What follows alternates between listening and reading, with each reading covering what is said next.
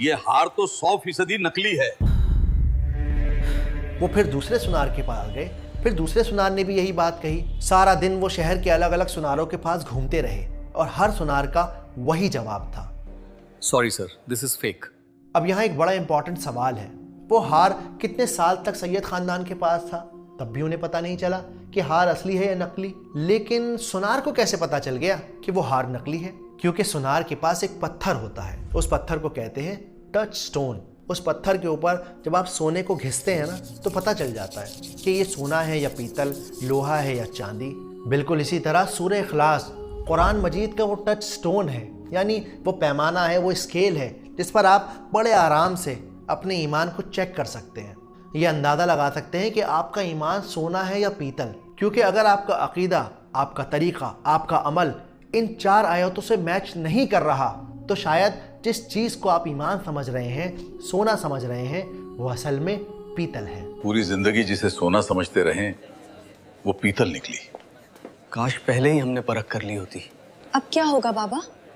ہوگا کیا شہلا، اب بھگتیں گے اپنی غفلت کی سزا۔ تو چلیے قرآن کے اس ٹچ سٹون کو سمجھتے ہیں آسان طریقے سے، سنیمیٹک انداز میں۔ ابو عروہ، وہ سورت تو سناؤ جو نبی پر نازل ہوئی تھی، کیوں نہیں؟ اعوذ باللہ من الشیطان الرجیم، بسم اللہ الرحمن الرحیم، قل هو اللہ احد اللہ الصمد لم یلد ولم یولد ولم یکن له کفوا احد۔ اس صورت کو شروع کرنے سے پہلے بس میں ایک بات آپ سے کہنا چاہتا ہوں کہ اگر ہو سکے تو آپ نوٹس بنایا کریے، اس سے آپ کو یہ صورت یاد رہے گی۔ I'm sure کہ پرانی بہت ساری صورتوں کو آپ اب تک بھول بھی چکے ہوں گے، تو اگر آپ نوٹس بنائیں گے تو وہ آپ کے لیے بھی آسانی ہوگی، انہیں ریوائز کرنا بھی آسان ہوگا۔ جیسا کہ آپ چارٹ پر دیکھ سکتے ہیں کہ سورہ اخلاص کو اسکالرز نے تقریباً 20 نام دیے ہیں، سورہ توحید، سورہ اساس، سورہ امن، سورہ نجات اور بھی کئی سارے، لیکن سب سے فیمس نام سورہ اخلاص ہے۔ تو پہلی آیت کیا ہے؟ قل هو اللہ احد، یعنی کہہ دیجئے کہ اللہ ایک ہے۔ اب جیسے ہم سورہ کافرون میں پڑھ چکے ہیں کہ قل ایک کمانڈنگ ورب ہے، یعنی یہ اللہ کا حکم ہے، تو جب یہاں پر یہ قل آ گیا تو یہ بات صاف ہو گئی کہ اب یہ بات آپ صلی اللہ علیہ وآلہ وسلم اپنے پاس سے نہیں کہہ رہے، بلکہ اللہ سبحانہ و تعالیٰ نے انہیں یہ بات کہنے کا حکم دیا ہے۔ لیکن جب ہم سورہ کافرون والی آیت پڑھتے ہیں تو ہمیں پتہ چلتا ہے کہ اس میں کہا جا رہا ہے کافروں سے کہہ دیجئے۔ اب یہاں پر آڈینس بتائی ہی نہیں گئی، یہ بتایا ہی نہیں گیا کہ بھئی کہنا کس سے ہے۔ کہو کہ وہ معبود برحق جس کی میں عبادت کرتا ہوں اللہ ہے، وہ ایک ہے۔ تو اسکالرز کی رائے یہ ہے کہ جب آڈینس فکس نہ ہو تو اس کا مطلب اب یہ ہے کہ اب یہ میسج یونیورسل ہو چکا ہے، اب یہ بات ہر کسی سے کہنی ہے، اس زمین سے کہنی ہے، اس آسمان سے کہنا ہے، اپنے آپ سے کہنا ہے، دنیا کے ہر انسان سے کہنا ہے کہ میرا اللہ ایک ہے۔ اب یہاں پر جو ہوا کا لفظ استعمال کیا گیا ہے اس کا مطلب ہوتا ہے ہی، یعنی وہ۔ لیکن اگر اللہ سبحانہ و تعالیٰ کہتے قل اللہ احد، تب بھی بات وہی ہوتی، کہہ دیجئے اللہ ایک ہے۔ ہوا کی ضرورت کیا تھی؟ اب جنرلی جب ہم دنیا میں کوئی کہانی سنتے ہیں یا کوئی بات کرتے ہیں تو ناؤن پہلے آتا ہے اور پروناؤن بعد میں آتا ہے۔ یعنی یہ کہا جائے گا کہ جنگل میں ایک شیر رہتا تھا، وہ شیر جو بڑا خونخوار تھا۔ اب دیکھیے یہاں پہ شیر کا انٹروڈکشن پہلے آ گیا ہے، لیکن اگر میں آپ سے کہتا وہ بڑا خونخوار تھا تو فوراً سامنے والا پوچھے گا کون خونخوار تھا؟ تو بالکل یہاں پر اللہ سبحانہ و تعالیٰ نے ہوا کا لفظ استعمال کرنے سے ایک چونکانے والا انداز پیش کر دیا، یعنی اللہ سبحانہ و تعالیٰ یہ کہہ رہے ہیں چونکانے والے انداز میں کہ کہہ دیجئے کہ وہ ایک ہے۔ اب وہ کون ہے؟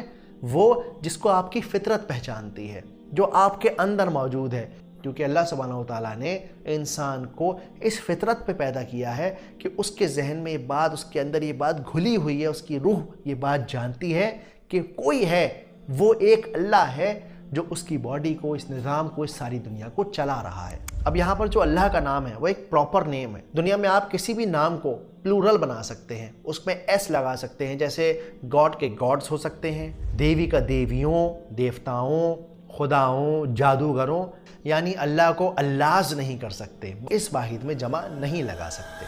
خدا کا تصور ہم قائم نہیں کر سکتے، لیکن خدا کے ساتھ ہمارا جو باطنی رشتہ ہے کہ اندر محسوس ہوتا ہے کہ ہے۔ اس کے علاوہ آپ ہسٹری کی کتاب اٹھا کے دیکھیے کتنے سارے راجہ آئے، بادشاہ آئے، مشرک آئے، فرعون نے اپنے آپ کو خدا کہا، قارون نے اپنے خزانے پہ اتنا سارا گھمنڈ کیا، لیکن کبھی کسی کی یہ ہمت نہیں ہوئی، کسی کو یہ آئیڈیا نہیں آیا کہ وہ اپنے بت کا نام اللہ رکھ لیتا۔ تو یعنی یہ اللہ کا ڈیوائن پلان ہے، اللہ کا ڈیوائن نیم ہے، اس پر صرف اور صرف اللہ رب العزت کا کاپی رائٹ ہے۔ اب یہاں پر جو عہد کا لفظ استعمال کیا گیا ہے یہ بڑا یونیک ہے۔ اس کا مطلب ہوتا ہے ایک، لیکن یہ ایک گنتی والا ایک نہیں ہے، کیونکہ عربی میں گنتی والے ایک کے لیے کہا جاتا ہے واحد۔ تو جب یہاں عہد کہا گیا تو اب اس کا مطلب ہے کہ اب نہ اس کے آگے کچھ ہے، نہ اس کے پیچھے کچھ ہے، نہ اس کے جیسا کچھ ہے، اور نہ ہی اس کے جیسا کبھی کچھ ہوگا، نہ ہی یہ کسی چیز سے مل کر بنا ہے۔ مثال کے طور پر آپ کے پاس ایک کیک ہے تو آپ کہیں گے میرے پاس ایک واحد کیک ہے۔ آپ یہ نہیں کہہ سکتے کہ میرے پاس عہد کیک ہے۔ کیوں؟ کیونکہ آپ کا کیک بہت ساری چیزوں سے مل کر بنا ہے۔ اس کے علاوہ اگر اس کیک کے ساتھ ایک اور کیک کو رکھ دیا جائے تو اب وہ دو کیک ہو جائیں گے۔ اگر اس کیک کے پیسز کر دیے جائیں تو بہت ساری پیسٹریز بن جائیں گی۔ اس آیت نے عیسائیوں کے ٹرینٹی والے کانسیپٹ کو بالکل ختم کر دیا، ریجیکٹ کر دیا، کیونکہ عیسائی کیا کہتے ہیں کہ اللہ کے تین حصے ہیں۔ خدا، God as Father, God as Son Jesus, and number 3 the Holy Ghost, روح القدس۔ حضرت جبرائیل